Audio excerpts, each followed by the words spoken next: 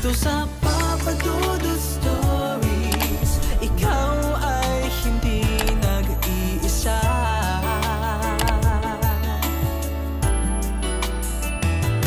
Dito sa Papa Dudut Stories, may nagmamahal sa'yo. Papa Dudut Stories, Papa Dudut Stories. Ang pagmamahal ng isang magulang ay hindi nasusukat kung ikaw ay kanyang kadugo o hindi. Dahil kahit na hindi iisa ang dugong nananalaytay sa kanilang balat ay pwede pa rin silang maging isang pamilya. Hindi lahat ng anak ay sineswerte na magkaroon ng masayang pamilya. Ang iba sa kanila ay parabang nagsisisi na sila ay sinilang pa sa mundong ito. Pakiramdam nila ay hindi na dapat sila nabuhay pa. Dahil isa lamang sila sa pandagdag sa populasyon sa mundong ito na hindi naman kailangan. Naramdaman ko rin talaga yon noon, Papa Dudut.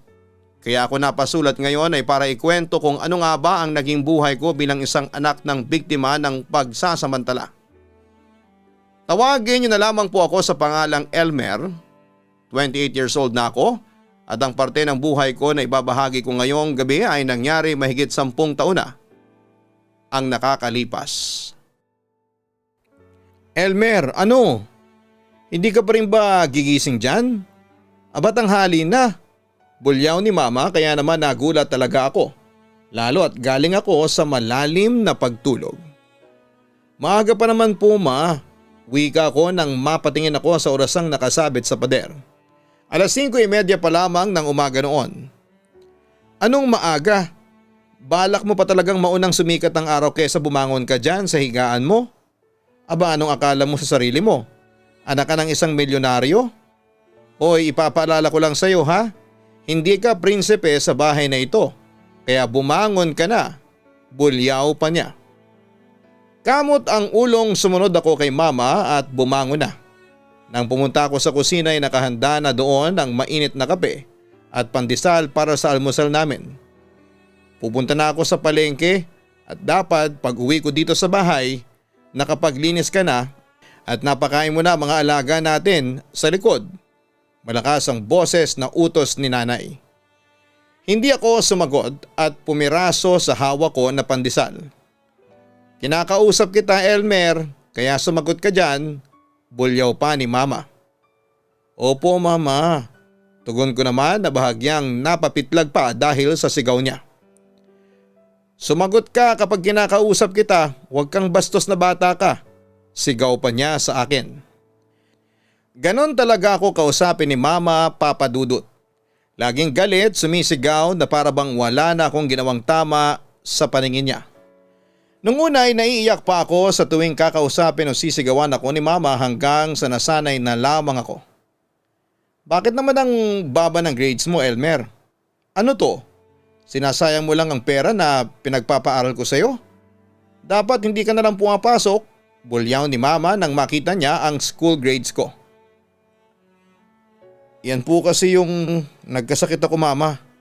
Kaya nahirapan po ako mag-aral. Tugon ko habang nagpipigil ng mga luha ko. Ang sabihin mo bobo ka lang talaga. Wala kang pakinabang dito sa bahay. Sigaw pa ni mama. Sa bawat sigaw, panghahamak sa akin ni mama ay tinatatak ko sa isipan ko na mahal niya pa rin ako kahit na ginagawa niya yon sa akin. Na baka mainit lang ang ulo niya o pagod siya dahil mag-isa na lamang siyang nagtatrabaho para sa amin. Pero syempre lahat naman tayo ay marunong mapagod. Lahat ng pasensya natin ay pwedeng maubos anumang oras. Dahil yon ang nangyari nang minsang magkasagutan ulit kami ni na mama. Hindi ko na natiis pa ang pagsisigaw niya sa akin. Pagsasabi na wala akong kwentang anak. Walang pakinabang at sana'y hindi na ako sinilang sa mundong ito. Alis na ako. Puno ng emosyon na sigaw ko kay mama habang nag-iimpake ng aking mga damit. Hindi ko na inayos sa mga ito at basta nilagay ko na lamang ang lahat ng malululan sa aking bag. Maglalayas na ako sa amin. Nakakasawa na. Palagi na lamang akong mali sa paningin talaga niya. Ako palagi ang sinisisi niya sa pagkamatay ni Papa. Palagi niyang isinusumbat sa akin ang kawalang hiyaang ginawa ng tunay kong ama na nanamantala at nanira sa kanyang buhay. Palagi na lamang niyang ipinamumuka sa akin na bunga ako ng kalapastanganan na ginawa sa kanya ng isang tao. Oo, Papa Dudut, bunga ako ng rape, kaya ganito na lamang ang pagtrato sa akin ng aking ina. Parang wala talaga siyang pakialam sa akin. Walang pagmamahal. Hala, sige, lumayas ka na at huwag ka nang babalik pa. Wala ka talagang kwenta. Wala kang utang na loob, Elmer. Galit na sagot niya. Ramdam na ramdam ko ang galit niya dahil bawat salitang bitawan niya ay tumatagos sa puso ko. Nakakapagod na palagi na lamang kaming ganito. Inaasahan ko naman na aabot sa puntong ito ang lahat. Kailanman kasi talaga ay hindi niya naiparamdam sa akin na anak niya ako. Na mahal niya ako. Kahit minsan, Papa Dudut, ay hindi ko yon naramdaman.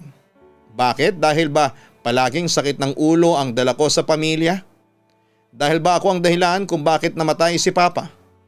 Dahil ba bunga ako ng kalapastanganang ginawa sa kanya ng tunay kong ama na sumira sa napakaganda niyang buhay? Papa Dudut, hindi ko naman kasalanan na mabunggo si Papa ng truck at mamatay dahil sa pagliligtas sa akin. Hindi ko lalong kasalanan na maging bunga ako ng kahayupan ng aking totoong ama. Sana nga ako na lamang namatay, total ay wala namang saysay ang buhay ko. Ano nga ba naman ang gagawin ng isang basagulero, bobo, adik, lasenggero, salot sa lipunan, walang kwentang anak? Wala. Tama naman si Mama. Wala naman talagang patutunguhan ang buhay ko. Kinuha ko na ang bag ko at isinukbit ko na ito sa aking balikat. Wala pa rin tigil sa pag-usal ng masasakit na salita ang aking ina. Pero wala na akong naririnig pa dahil bingi na ang isip at puso ko sa mga salitang iyon, Papa Dudut. Manhid na ako. Sa paulit-ulit niyang pagsumbat sa akin ng lahat ng mga bagay na hindi naman ako ang dahilan kung bakit nangyari sa buhay niya. Nakita kong nakatanaw sa akin si Benjo na nasa sala. Siya ang nakabamata kong kapatid. Siya ang paboritong anak ng magaling kong nanay. Siya ang magaling, matalino, mabait, masipag at masunuring anak. Sa kanya ko palaging ikinukumpara ni Mama. Bata pa lamang kami ay alam ko na hindi pantay ang pagtingin niya sa aming dalawa. Bata pa lamang kami ay kakompetensya ko na siya sa atensyon at pagmamahal ni Mama at ni Papa. Hindi ko alam kung namamalik mata lamang ako, pero nabakas ko sa mukha niya ang lungkot ng mga oras na yon. Sinalubong ko ng masamang tingin ang pagkakatitig niya sa akin. Pero hindi siya natinag, tama nga ako. Nalulungkot siya sa pagalis ko. Tumuloy na ako at mabilis na tinungo ang pinto papalabas habang umaagos ang luha sa aking magkabilang pisngi. Dala-dala lahat ng puot at sama ng loob sa aking puso. Walang lingon-lingon akong umalis sa bahay namin. Dumiretso ako noon sa harapan ng bahay ni na paring Archie. Siyang matalik kong kaibigan at kababata na palagi kong nalalapitan at natatakbuhan kapag meron akong problema. Siya na nga ang itinuturing kong pamilya. Kumatok ako. Inintay ko na may magbukas ng pinto para sa akin. Pero walang sumasagot. Muli akong kumatok subalit wala pa rin akong nakukuhang tugon. Maya-maya ay may isang babae na nasa edad 40 ang lumapit sa akin. Sila Archie ba ang hinahanap mo? Wala sila dyan. Umalis kahapon pa. Wika ng ginang. Tatanungin ko pa sana siya kung saan nagpunta sina Archie pero umalis na siya kaagad. Wala na ako nagawa kundi ang tanawin siya papaalis. Tumalikod na rin at naglakad papalayo. Nagpakawala ako ng isang malalim na paghinga upang ilabas ang labis na bigat na nagpapahirap sa kalooban ko. Kahit papaano, kahit katiting ay naibsa naman ako. Paano na yan? Saan kaya ako magpapalipas ng gabi? Siya lang kasi ang pwede kong lapitan at wala nang iba. Nagpatuloy na lamang ako sa paglalakad. Bahala na kung saan ako dalhin ng aking mga paa. Hinaplos ko ang aking braso nang dumampi sa aking balat ang malamig na simoy ng hangin. Maginaw na. Nanonood yon sa aking kalamnan. Luminga-linga ako sa aking paligid at aking nakita ang isang bahay na labis na nagliliwanag dahil sa mga Christmas lights na nakapalibot sa halos kabuuan nito. Binawi ko ang aking tingin sapagkat ayaw ko nang makita pa ang mga bagay na katulad nun. Ayaw ko nang makakita pa ng mga bagay na magpapaalala sa akin ng araw na yon. Tumingin ako sa aking cellphone 10:39 PM. Mahigit 3 oras na pala nang umalis ako sa amin. Sa ilalim ng oras ay nakita ko December 24, besperas ng Pasko. Pilitin ko mang ibaling sa ibang bagay ang aking isipan, ay nabibigo lamang ako. Pilit pa ring sumisiksik sa aking isipan ang araw na yon. Ang hindi ko makakalimutang araw na bumago sa buong buhay ko. Noong mga panahong nabubuhay pa si Papa Nestor, asawa siya ni Mama at kahit na hindi siyang tunay kong tatay ay pinaramdam niya sa akin ang kanyang tunay na pagmamahal noon.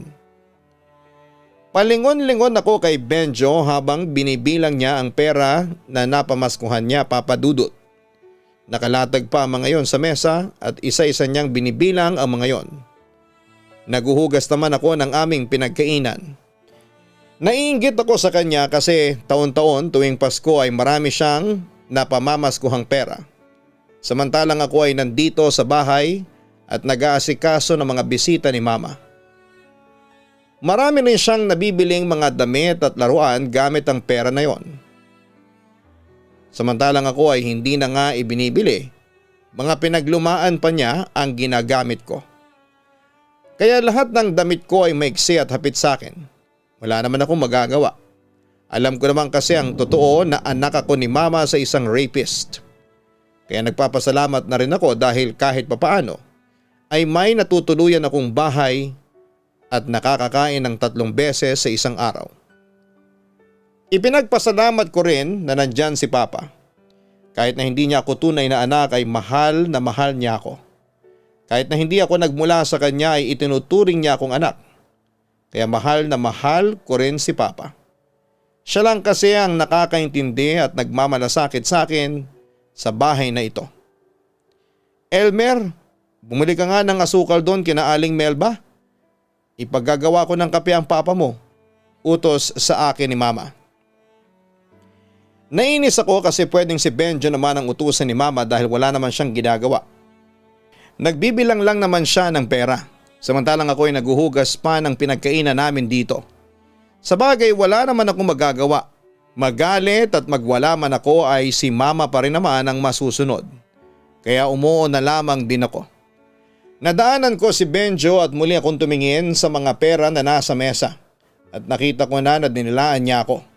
Nakakainis ang yabang niya. Palimasa ay paborito ni Mama kaya naman ganon siya.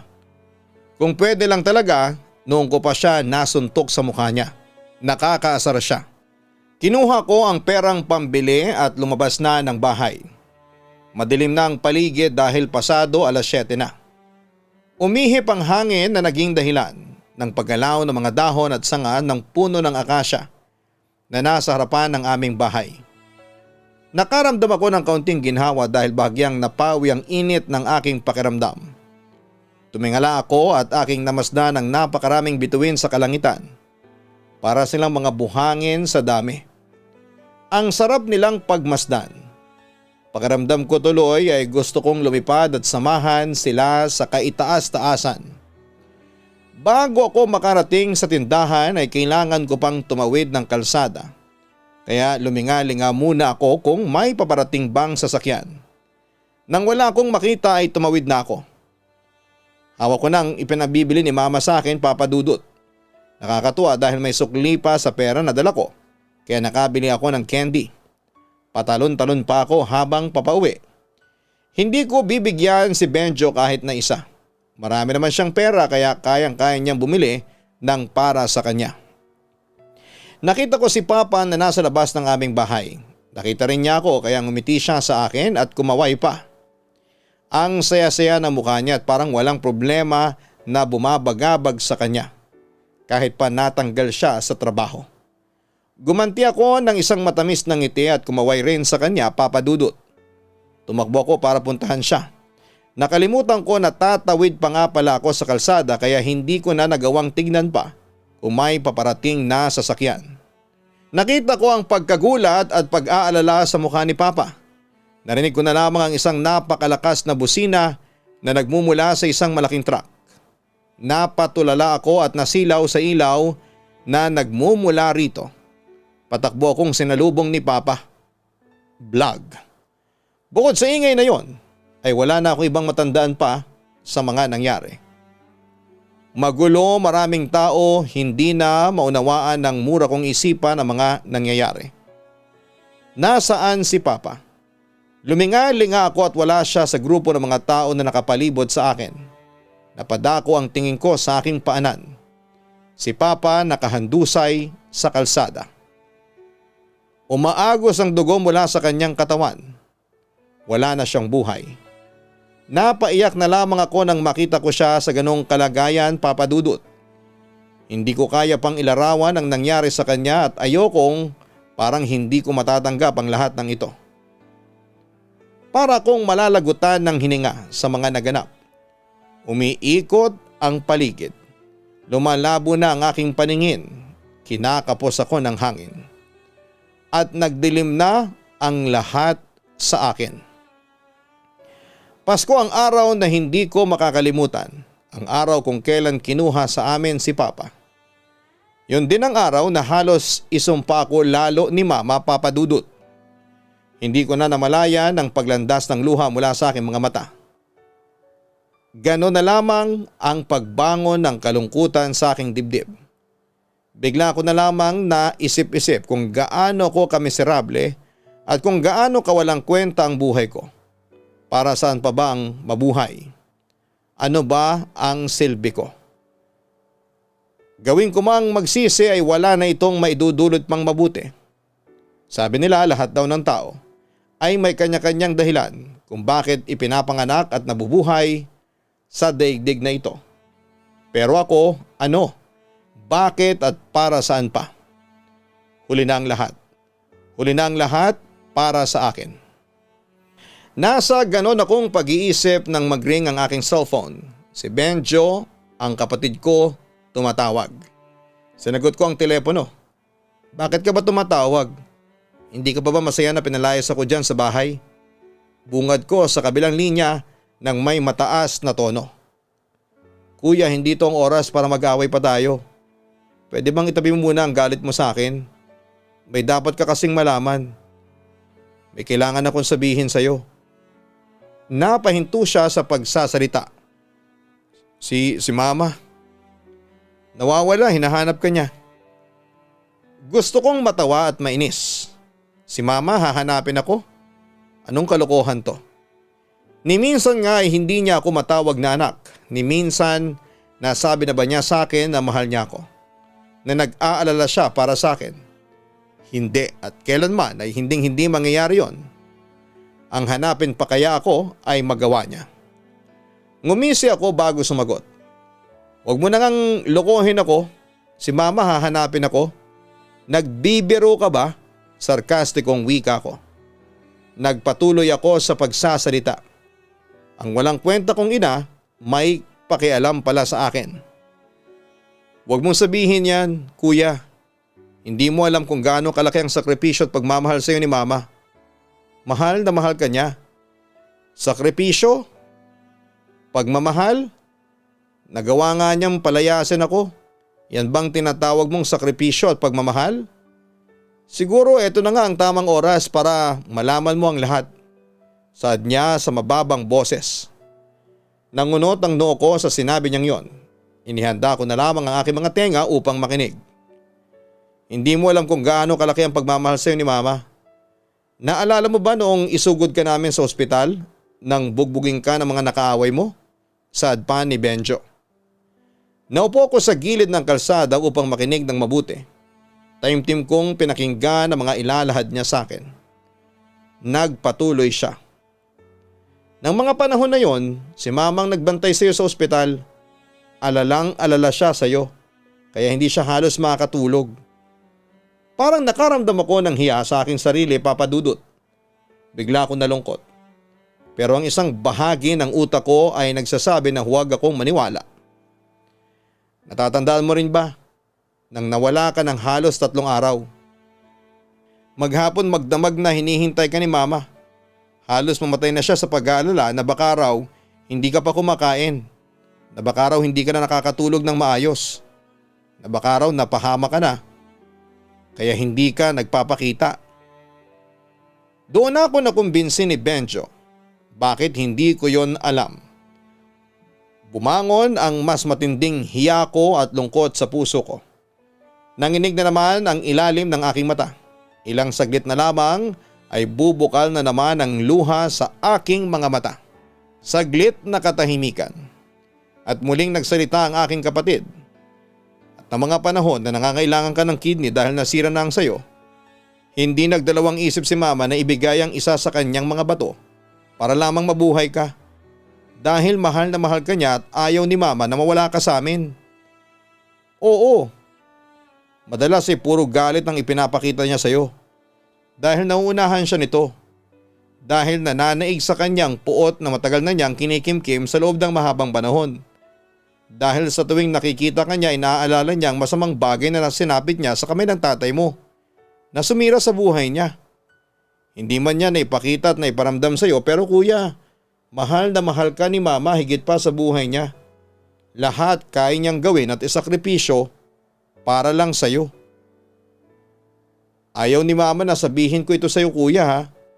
Hindi ko alam kung bakit ayaw niya, pero kahit ganon ay nirespeto ko na lamang ang kagustuhan niya.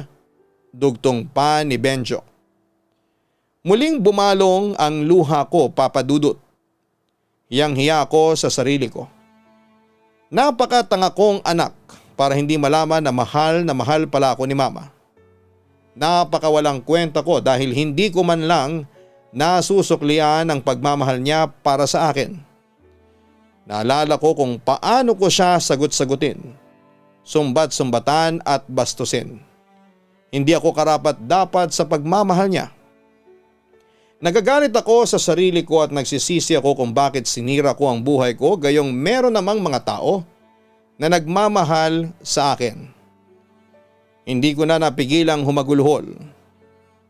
Kuya, hindi ako umimik bagkos ay pinagpatuloy ko ang pagtangis. Kuya, tulungan mo ko. Hanapin naman natin si Mama. Pagkatapos nun ay ibinabana niya ang telepono. Maraming bagay ang nag-uunahang pumasok sa aking isipan.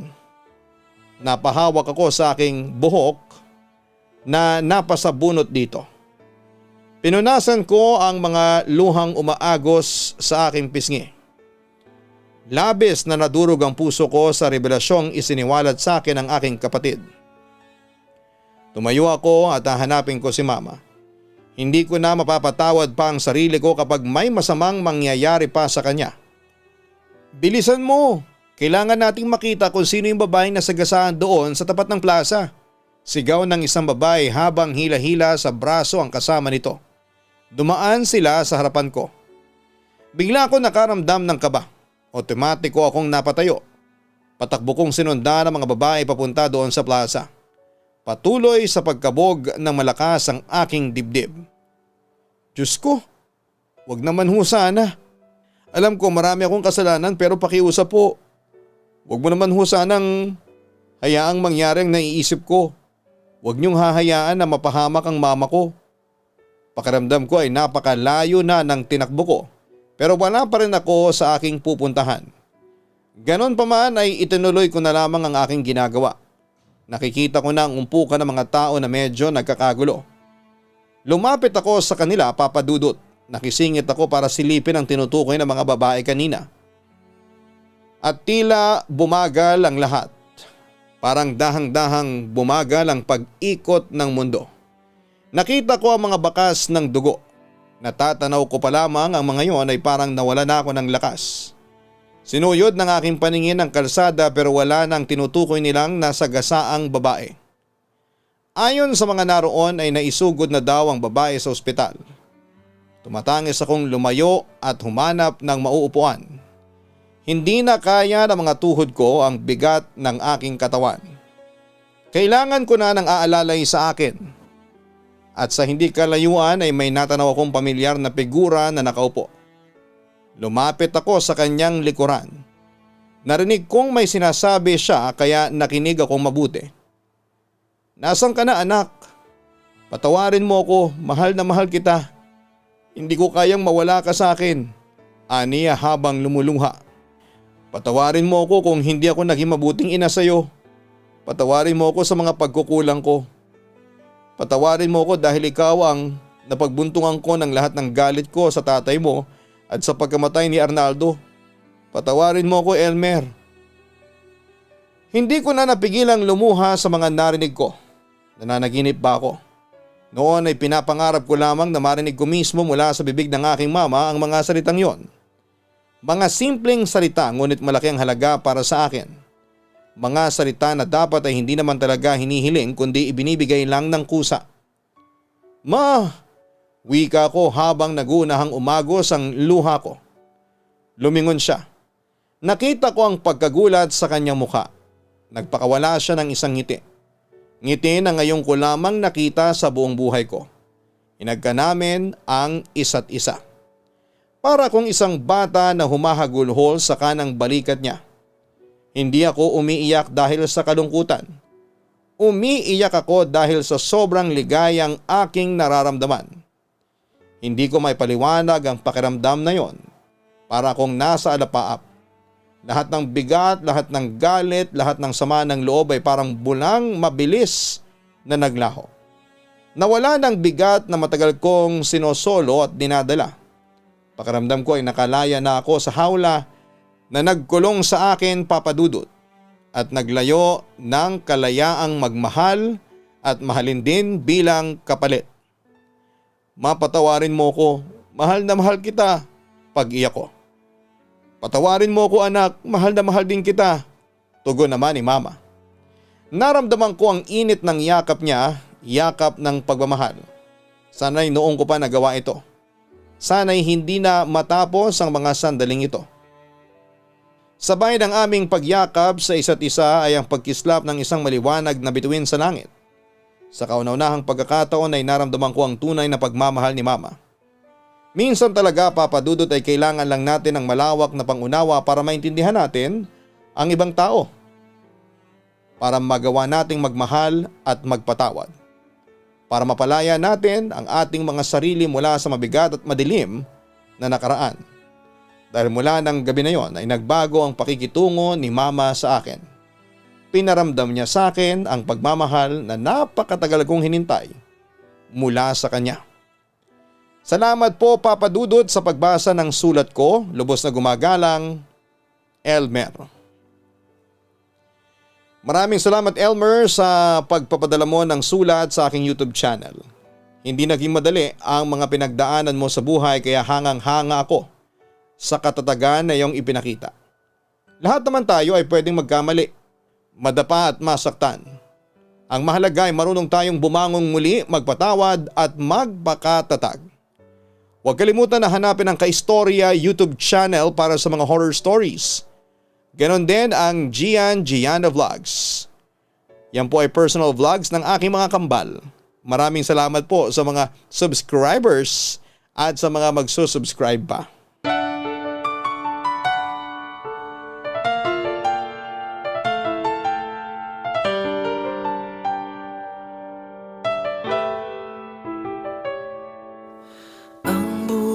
Ay mahiwaga, laging may lungkot at saya. Sa Papa Dudut Stories, laging may karamay ka.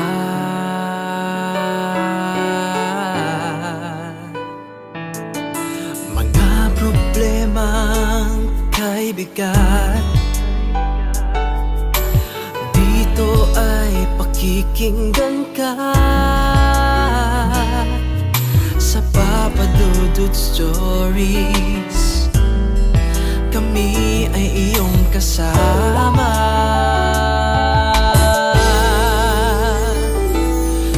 sa Papa Dudut Stories, ikaw ay hindi nag-iisa.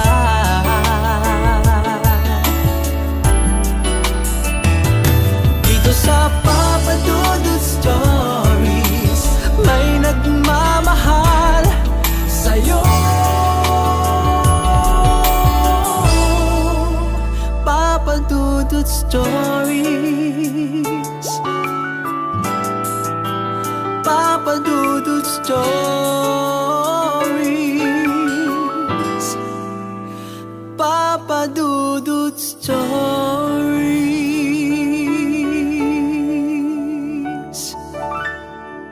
Hello mga ka-online, ako po ang inyong si Papa Dudut. Huwag kalimutan na mag-like, mag-share at mag-subscribe. Pindutin ang notification bell para mas maraming video ang mapanood ninyo. Maraming salamat po sa inyong walang sawang pagtitiwala.